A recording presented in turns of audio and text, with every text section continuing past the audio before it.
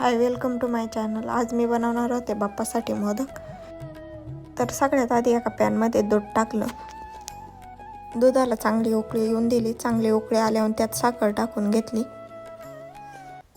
मग जवळ दूध चांगलं घट्ट होत नाही तोवर त्याला हलवीत राहायचं.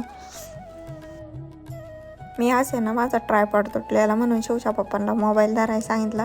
तर ते इथं येऊन झोपलेले. या माणसाला काही काम सांगितलं ना कधीच काय करणार नाही, नुसतं झोपणार.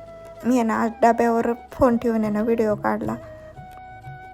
बरं ते जाऊ द्या. आता आपला खवा चांगला तयार झालेला आहे.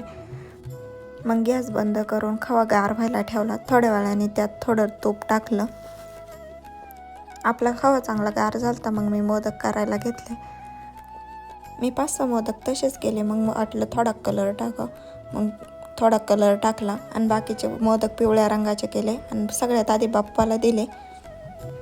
मग आमच्या पिल्ल्याला दिले आणि मग पिल्ल्याला विचारलं कसे झाले, तर पिल्लू म्हणते छान झाले.